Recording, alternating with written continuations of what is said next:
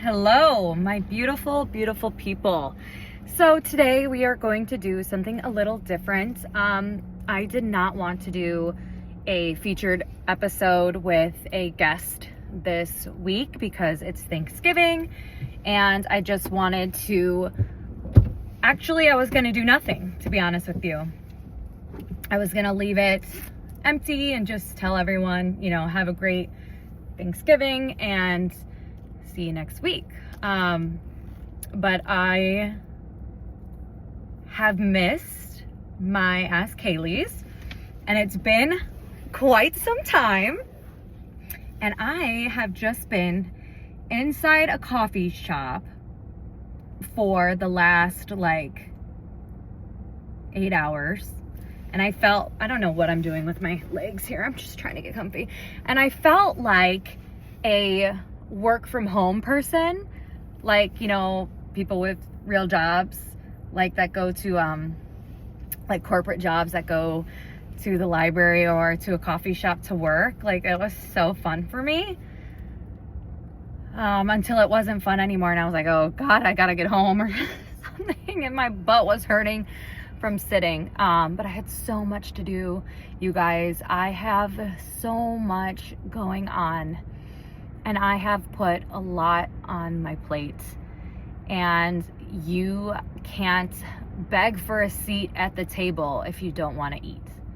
And I am begging for a seat at the table and I'm fucking hungry. So I work my ass off every day to get that seat. And instead of just doing nothing this week and saying it's a holiday week, I just wanted to come on here and talk to you guys. So let's talk about first of all, some things that are going on in my world for people who listen to the podcast. For new officers or aspiring police officers, the law enforcement panel is still having open registration, and it's still available for, I think I'm going to close registration December 8th, and the actual panel will take place on December 13th, and it is stacked with amazing officers from all walks of life. The panel of advisors is incredible. There's still some names to be released. A lot of them are on my Instagram page, and I'm just really excited to have these awesome women to help you guys, ask questions and advice that is non-judgmental and just really open. It's really wild when you feel like you're alone in some things that you're experiencing in law enforcement, or maybe some questions that you have, some fears that you have. It's wild because once you hear someone ask it, or you hear our answers, you're gonna realize that you aren't alone. So hopefully you guys can make it. And if you can't make it, do not worry. If you still sign up on the registration, you can click sorry I won't be there, but you could still receive the recording afterwards. I could send to you and it will answer a ton of questions. It'll still be really helpful. But I would prefer you guys to be there live so that you can ask the questions, right? That's a little housekeeping. And then the Martinez Memorial shirt sales end December 1st. We are already at over, I think, $1,600 raised. So I'm really excited and really happy about that, because the more money, the better. That's all that matters. But yeah. So I truly, again, did not come into this recording having any topics to talk about, anything to talk about. So I'm just going to roll with it. I'm just going to talk about things that I've been experiencing or asked lately, or things that have been going on in the world lately. So I want to start with, and I've talked about this quite often, is toxicity, in the workplace. Now, what most of us know is that whether it's a big department or a small department, harassment, bullying, hatred, it occurs everywhere. And I hate to break it to you, but it does. It just does. I've experienced it in Chicago, and I've experienced it at, my new agency. I think even the best, most confident male officers have experienced it, even if they don't talk about it. It's something in policing that is now being talked about more often, but wasn't talked about before.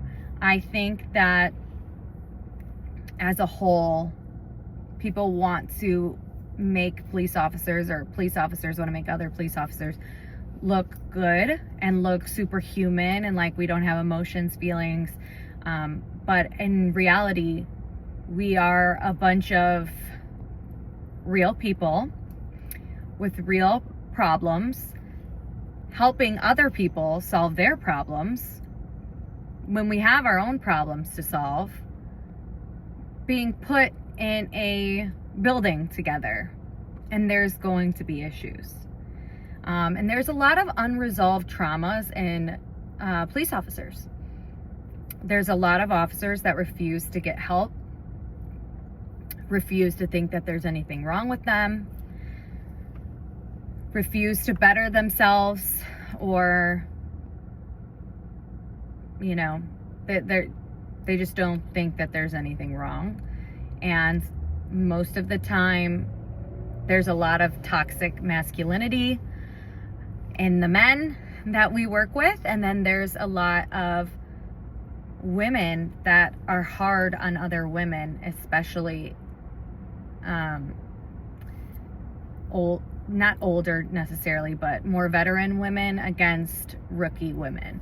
And that's just a normal thing that happens. Personally, I have been really lucky in the female department for the most part. I have made amazing friends. My female supervisors and me have always gotten along. I've adored them, loved them, looked up to them, and respected them. I haven't really had any issues with females, to be honest with you. And I know there's a lot of girls that have, so don't get me wrong. I've heard horror stories.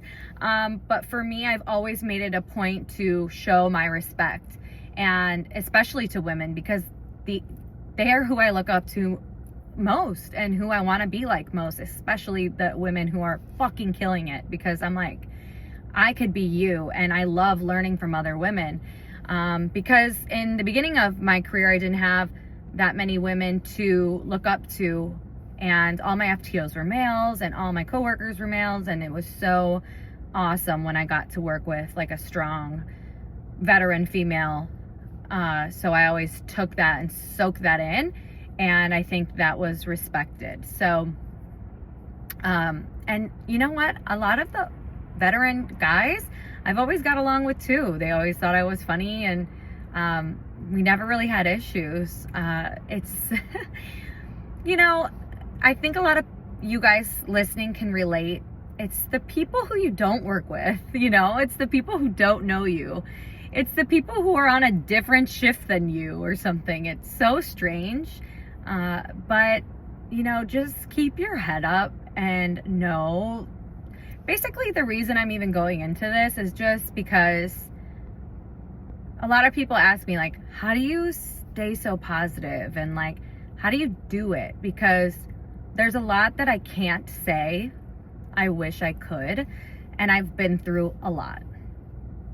When I say I've been through a lot, I mean I've been through hell and back. So a lot of people will ask me, especially the ones that work with me and know me, how do you do it? I don't know how you do it, how you make it. And it's because, first of all, I know it happens everywhere. So you aren't alone. Second of all, if you know your heart, you know your work ethic, and your partners and your supervisor, if they all think you're doing all right, if they all like working with you, then that's what matters most, is the people around you trust you. know you have officer safety, know you work hard, answer your calls, all that stuff. That's what matters. The people who you don't work with and don't know, who gives a shit about what their opinion is? My partner, my main partner, adores me and I adore him. We are like frickin' frack, and I'm so thankful for that. And then my other partners in my same sector, we all hang out all the time, and that speaks volumes. And my supervisor has told me that he really likes the way I work and just likes my personality and who I am, and I think the same about him. I think he's an awesome supervisor. So I'm very thankful that I have built the relationships that I have right now with my current team, and I can't say anything negative about any of them. They are all incredible officers and people.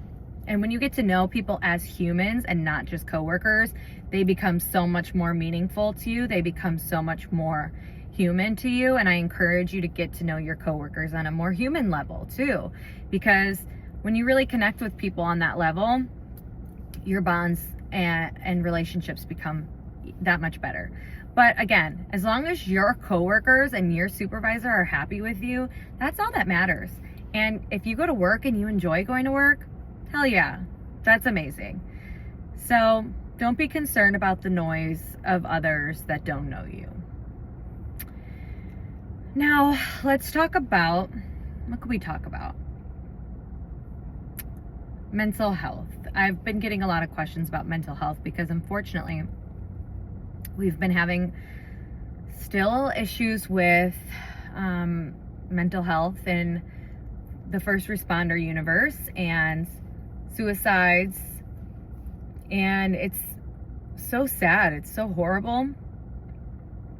There's been a lot of situations, like I said before, that I've been through hell, and I mean it, that I don't know what the outcome would be if I didn't take care of my mental health, if I didn't have confidence, if I didn't have family to lean on, if I didn't have friends to talk to. I don't know what the outcome could have been if I didn't take care of my mental self.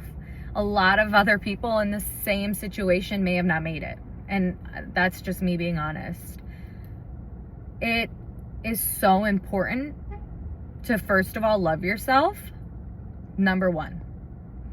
Loving yourself is better than anything you can fucking do.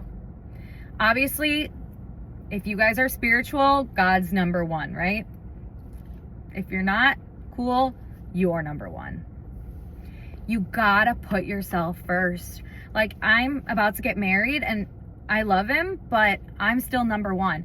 I always take care of me, my mental health, because if I'm not good, how are we going to be good? If I'm not good, how am I gonna be a good partner? If my head's not straight, how am I gonna answer that call, that crazy call at work? I need to be good, and that's important. So make sure you love you. It's not easy to love you. It's hard because the only person that knows your biggest flaws is you. You're gonna, right now I'm looking at myself in this camera, if you guys are watching YouTube, and I've been sitting inside for 8 hours in this hot ass freaking coffee shop, and my hair looks crazy, I don't feel cute, whatever. I don't have a filter on, and I'm judging myself while I'm talking. I'm sure the people are watching don't see what I see, right? Or at least I hope not. But you are always your worst critic. So start with loving yourself. Guys and girls, if you can do that, you can do most things, truly. Because anyone could tell you anything about you, but if you know you, it's gonna bounce right off. And that's the point. That's where I've gotten in my life, in my relationship with me. And that's pretty dangerous. You become a really dangerous person when you love yourself. It also brings a lot of hate, because when people know that you love you and people know that you're confident and you're happy, they're gonna come for you harder. I promise you that. People can smell that on you. The sad people, the miserable people can smell happy people. They're like pit bulls. So they're gonna come for you. And you have to be ready. Because the only people that have ever came for me or try to bring me down are people I've never wanted to trade places with. People I don't want to be or want to be like. So remember that, you know? And I'm sure it'll be the same for you if you take a look and reflect on who's talking shit about you, right? Or who's trying to bring your life down. Keep that in mind. Would you want to trade places with that person? Would you want to take advice from that person? Would that person's opinion really matter to you or no? Would you want to live that person's life? Would you want to walk in that person's shoes every day? Or are you cool with being you?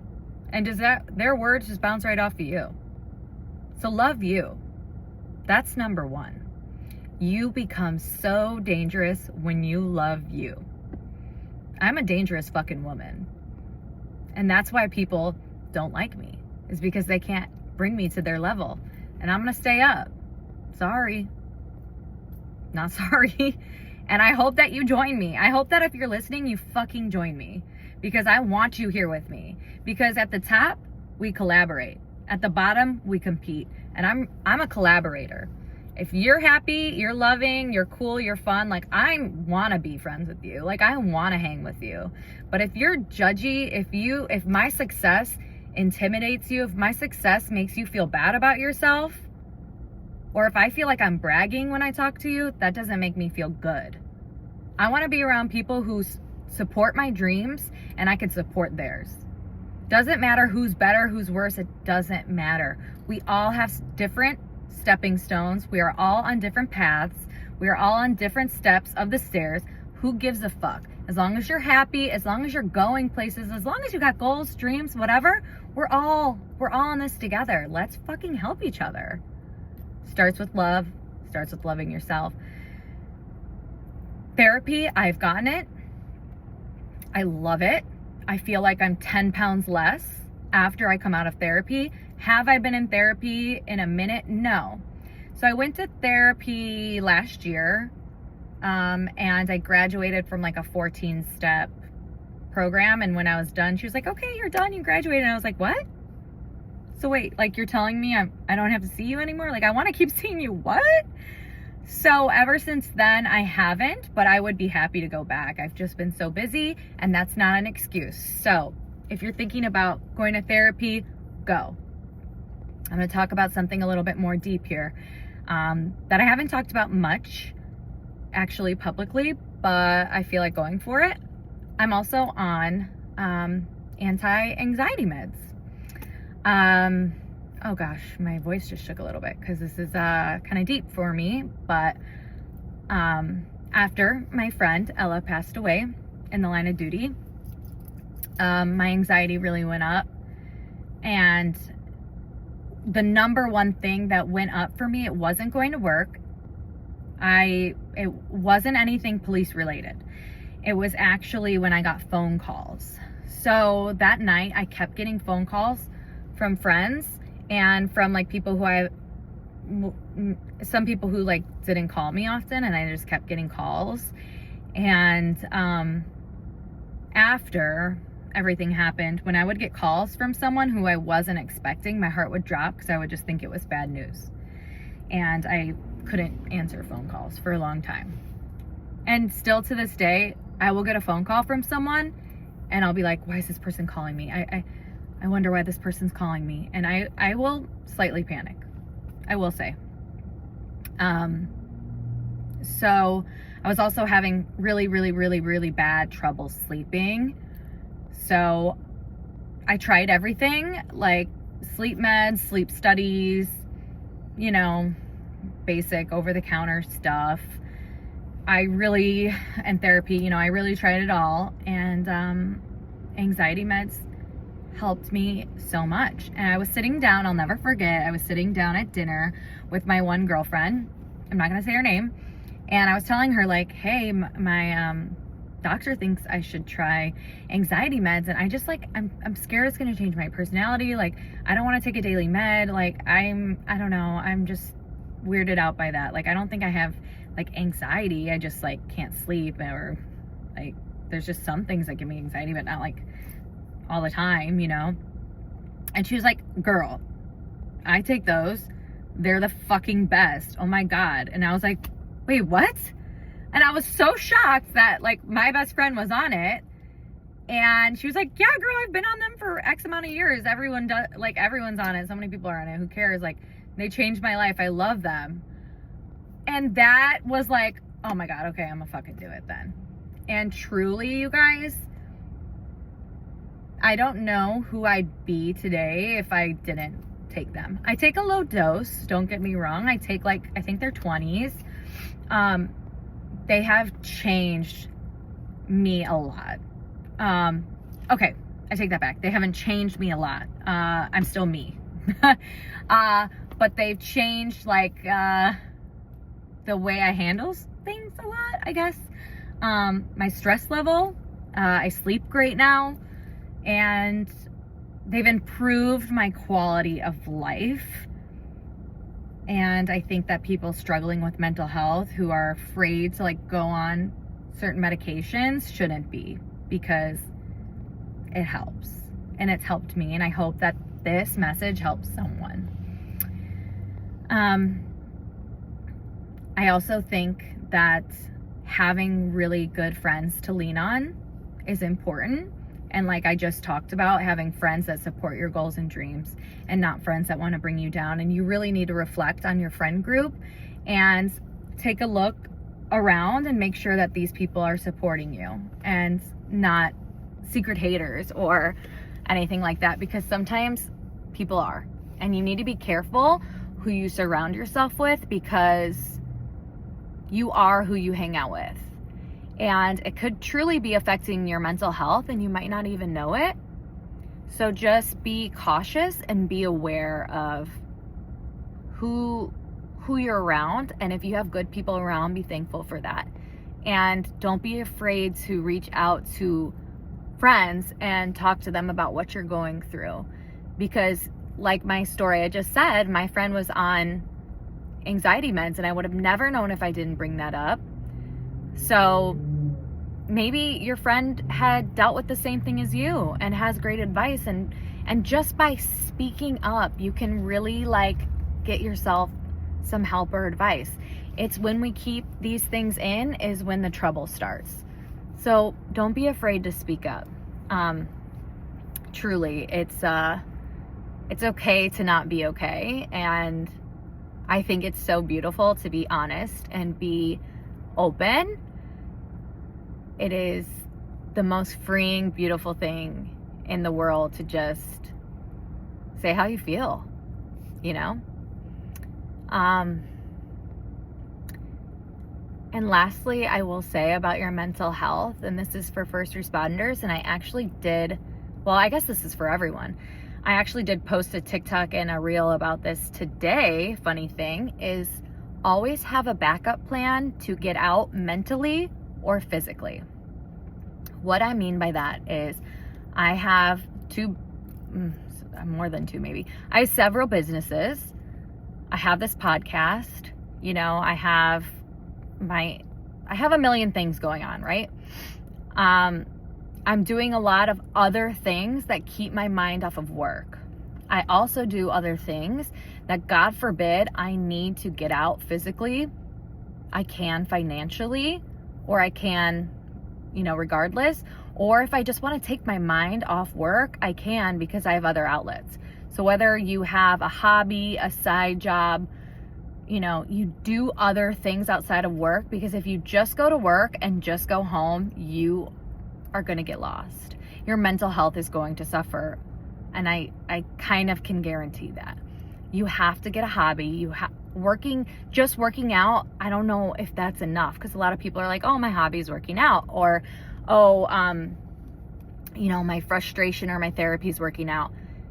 You know, there was times where that was mine too, you know, but you gotta do more.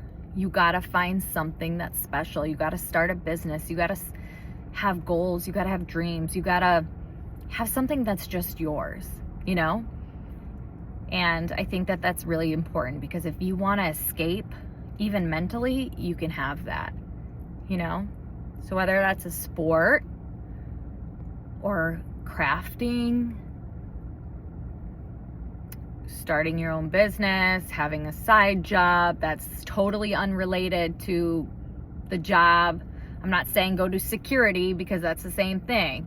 Like, do something else in case you need it. And also, it's so mentally freeing to focus on other things.